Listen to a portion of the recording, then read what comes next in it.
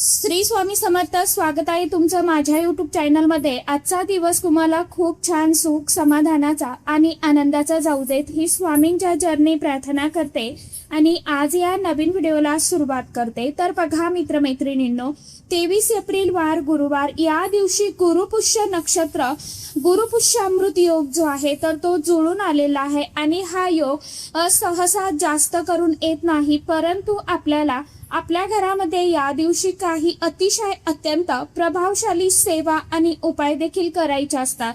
बघा, आपल्या घरामध्ये काही वेळा आपल्या घरामध्ये पैसा येतो परंतु टिकत नाही. काम सुरू करतो पण त्यामध्ये अडथळे येतात. कर्ज फेडायचं असतं पण योग्य मार्ग आपल्याला मिळत नाहीये किंवा सापडत नाहीये आणि मनामध्ये एकच प्रश्न आपला निर्माण होतो की आपल्या नशिबातच असे का अडथळे आहेत. पण इथेच एक गोष्ट समजून घ्या, स्वामी महाराज नेहमी सांगतात की ज्यांच्या मागे माझा अखंड कृपा आशीर्वाद आहे त्यांचा मार्ग कधीही बंद होत नाही. फक्त त्या कृपेपर्यंत पोहोचण्यासाठी आपण एक योग्य पाऊल जे आहे तर ते उचलायला हवं. बघा, येत्या गुरुवारी येणारा एक अतिशय अत्यंत शुभ आणि दुर्मिळ असा योग म्हणजे गुरुपुष्य अमृत योग. हा योग फक्त एक साधा दिवस नाही तर एक अशी दिव्य वेळ आहे ज्यावेळी संपूर्ण ब्रह्मांडातील सकारात्मक ऊर्जा ह्या प्रचंड प्रमाणामध्ये सक्रिय झालेल्या असतात. या वेळेत केलेली प्रत्येक चांगली कृती, प्रत्येक साधना, सेवा आणि प्रत्येक उपाय कितीतरी अधिक पटीने आपल्याला शीघ्र फलदायी ठरतो. म्हणूनच पुष्य नक्षत्राचा राजा म्हटलं जातं, कारण या नक्षत्रामध्ये पोषण करण्याची अद्भुत शक्ती असते. म्हणजेच या दिवशी तुम्ही जे काही सुरू करता त्याला वाढ, धैर्य आणि यश मिळतं. आणि जेव्हा हा योग गुरुवारी येतो त्यावेळी त्याचं महत्व जे आहे ना तर ते अधिकच वाढलेलं असतं. कारण गुरुवार हा गुरूंचा दिवस आहे. गुरुवार हा बृहस्पतिवार म्हणून ओळखला जातो. ज्ञानाचा, कृपेचा आणि आशीर्वादाचा दिवस मानला जातो. आता इथेच आपले स्वामी महाराजांचे महत्व अधिक पटीने वाढते. कारण की बघा, स्वामी म्हणजे साक्षात गुरुतत्व आणि जेव्हा गुरुतत्वाची ऊर्जा शिखरावरती असते ना त्यावेळी स्वामींची कृपा ही अधिक प्रभावशाली आपल्या जीवनामध्ये उतरत असते. तुमच्या मनात काहीही इच्छा असो किंवा कर्जमुक्ती, आर्थिक स्थैर्य, नोकरीत प्रगती, व्यवसायात वाढ किंवा फक्त आपल्या मेहनतीला योग्य फळ मिळावं, हा योग तुम्हाला एक संधी देतो. परंतु फक्त माहिती असणं पुरेसं नसतं बरं का, योग्य वेळी योग्य कृती करणं तितकंच गरजेचं असतं. आज मी तुम्हाला एक असाच अतिशय अत्यंत साधा परंतु अतिशय प्रभावशाली असा उपाय सांगणार आहे. या दिवशी तुम्हाला काहीही करणं शक्य नसेल तरीही तुम्हाला एका झाडाचं फूल जे आहे ना तर ते आपल्या घरी आणायचं आहे आणि त्या फुलांचा उपाय जो आहे तर आपल्याला गुरुवारच्या दिवशी आवर्जून करायचा आहे. बघा, त्यामागची शक्ती इतकी मोठी आहे की तुमचं नशीबही ते बदलू शकतं. हा उपाय एक अतिशय साधा परंतु दिव्य गोष्टींशी संबंधित आहे.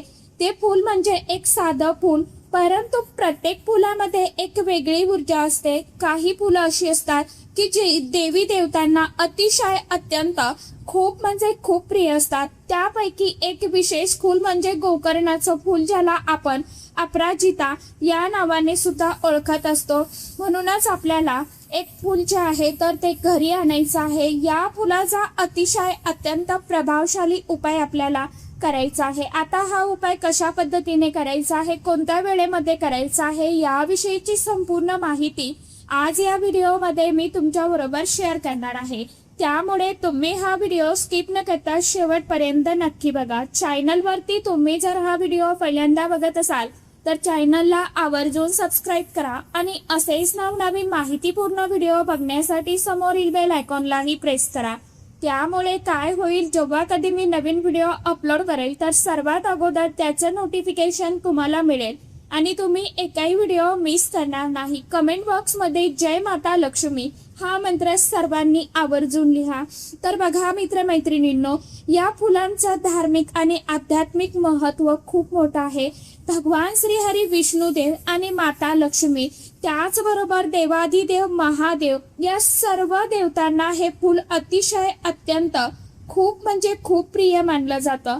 ज्या घरामध्ये गोकर्णाचं झाड असतं त्या घरात सकारात्मक ऊर्जा वाढते, वातावरण शांत राहतं. त्याचप्रमाणे भांडणं कमी होतात आणि सर्वात महत्त्वाचं म्हणजे घरामध्ये पैसा टिकायला लागतो.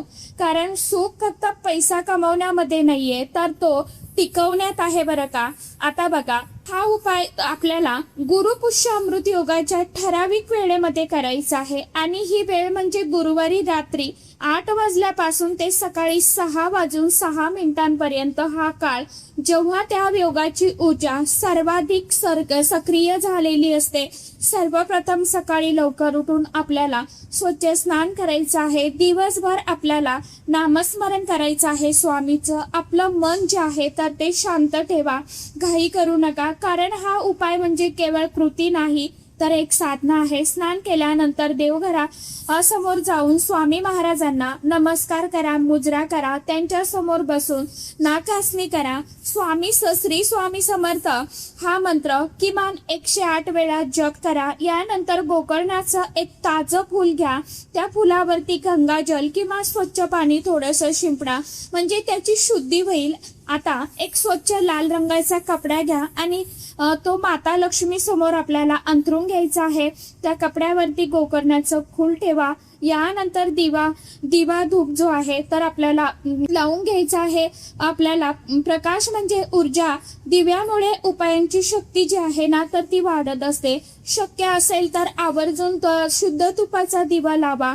यानंतर तुम्हाला हळदी कुंकू अक्षदा फूल अर्पण करायचं आहे. धूप दीप ओवाळून घ्यायचा आहे.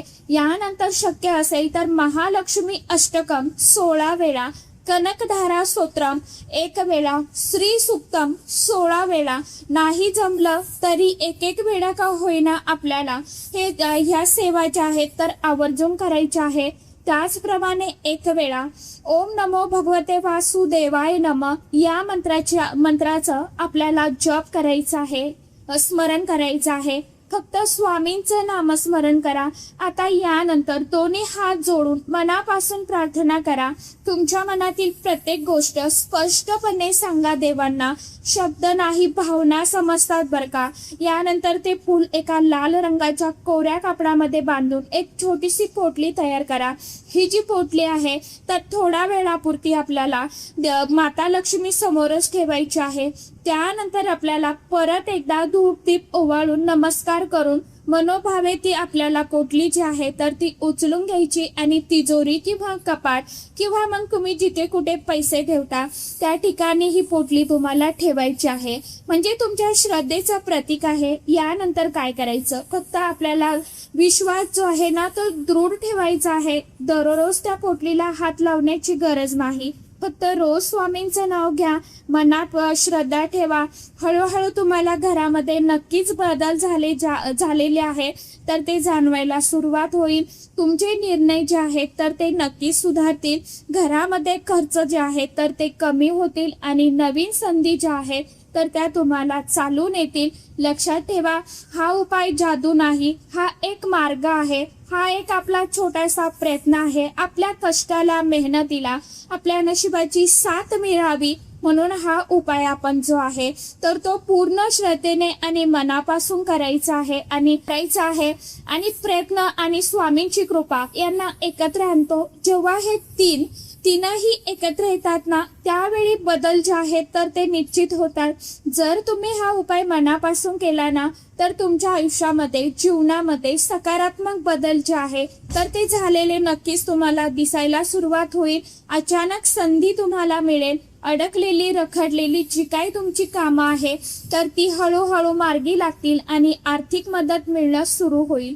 म्हणून हार मानू नका. स्वामींवरती विश्वास ठेवा. कारण स्वामी विश्वास ठेवणाऱ्यांना कधीच रिकाम्या हाताने परत पाठवत नाही. शेवटी फक्त एवढं सांगेन की हा उपाय फक्त एक माहिती नाही तर एक अनुभव आहे.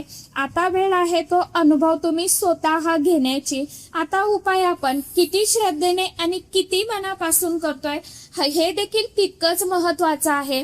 काही वेळा आपण काय करतो, व्हिडिओ बघतो आणि फक्त आपण उपाय करतो, त्यावरती सेवा वगैरे करत नाही. त्यामुळे आपल्याला त्या उपायांचं जे फळ आहे ना तर ते मिळत नाही.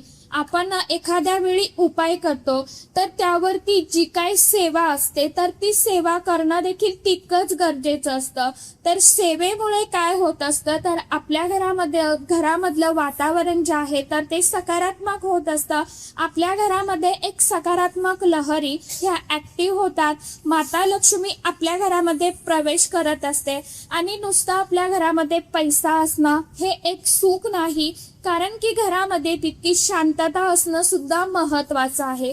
बघा, आपण काही ठिकाणी बघतोय की घरामध्ये खूप पैसा आहे परंतु त्या घरामध्ये सुख नाहीये. तर अशा ठिकाणी माता लक्ष्मी कधीही निवास करत नाही, कारण की माता लक्ष्मीला सगळ्यात महत्वाचं जे आहे आणि जे आवडीचं आहे ते म्हणजे स्वच्छता आणि शांतता. ही माता लक्ष्मीला खूप प्रिय आहे, कारण की माता लक्ष्मी ही चंचल आहे. ती एका ठिकाणी कधीही स्थिर राहत नाही. ती आपल्या घरामध्ये अखंड स्वरूपात यावी आणि स्थायी स्वरूपामध्ये आपल्या घरामध्ये तिने निवास करावा. म्हणून आपण अशा या प्रभावशाली तिथींवरती किंवा ठराविक तिथींवरती जर काही उपाय केले, सेवा केल्या तर माता लक्ष्मी ही नक्कीच आपल्या घराकडे आकर्षित होते आणि आपल्या घरामध्ये निवास करत असते. म्हणून आपण या गुरुपुष्यामृत योगांवरती हा जो उपाय आहे ना तर सर्वांनी नक्की करून बघा. तर चला, आजच्या व्हिडिओमध्ये इतकीच माहिती होती. कशी वाटली नक्की सांगा. व्हिडिओ आवडला तर चॅनलला आवर्जून लाईक, शेअर, सबस्क्राईब जरूर करा. परत भेटूया नवीन माहितीसोबत, नवीन व्हिडिओंसोबत. तोपर्यंत सर्व माझ्या यूट्यूब परिवाराला श्री स्वामी समर्थ.